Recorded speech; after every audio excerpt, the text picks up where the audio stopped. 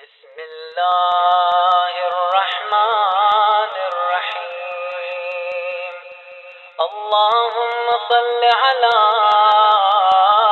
محمد وآل محمد۔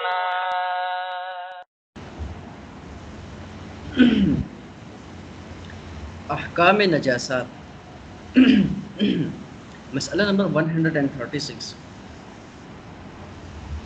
قرآن مجید کی تحریر اور ورق کو نجس کرنا جبکہ یہ فعل بے حرمتی میں شمار ہوتا ہو بلا شبہ حرام ہے۔ یعنی آپ اس کی تحریر کو، اس کے ورق کو آپ نجس نہیں کر سکتے، اور اگر نجس ہو جائے، سڈنلی ہو جاتے ہیں انسان سے غلطی سے، تو فوراً پانی سے دھونا ضروری ہے۔ تو جیسے ہو جائے تو اس وقت فوراً اسی وقت آپ اس کو دھوئے اور پاک کریں۔ بلکہ اگر بے حرمتی کا پہلو نہ بھی نکلے تب بھی احتیاط واجب کی بنا پر کلام پاک کو نجس کرنا حرام اور پانی سے دھونا واجب ہے۔ اور اگر آپ یہ سمجھتے کہ اس سے قرآن کی بے حرمتی نہیں ہو رہے، تب بھی آپ کیا کریں، اس کو پانی سے دھوئے، اس کو نجس کرنا کیا ہے، حرام ہے۔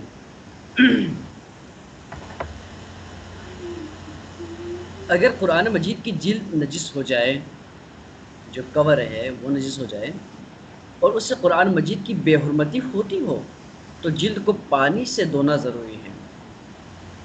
صحیح ہے؟ آپ اس نہ کریں کہ کپڑے سے اس کو صاف کریں، کپڑے رگڑ کر وہاں سے چھو کر، صحیح ہے نہ بھائی، اس کو پانی سے ہی آپ پاک کریں، پانی سے دھوئیں، پاک کریں، کیونکہ اس سے قرآن کی بے حرمتی ہو رہی ہے۔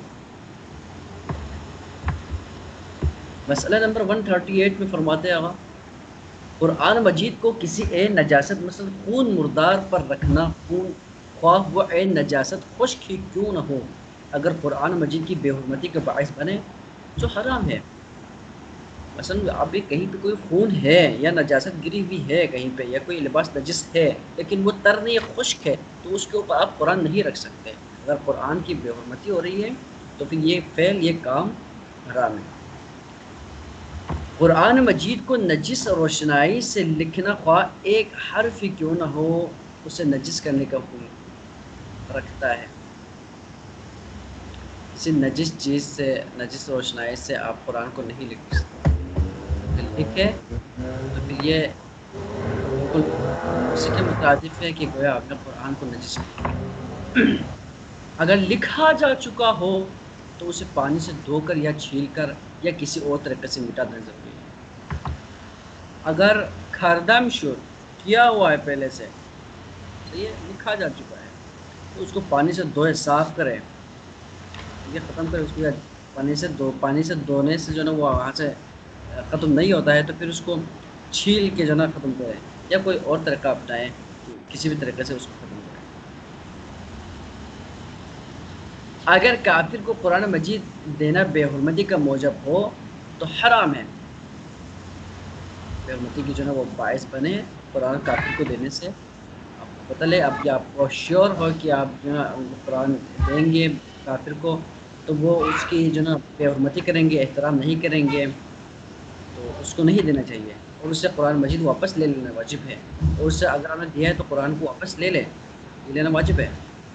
اگر قرآن مجید کا ورق یا کوئی ایسی چیز جس کا احترام ضروری ہو، مثلا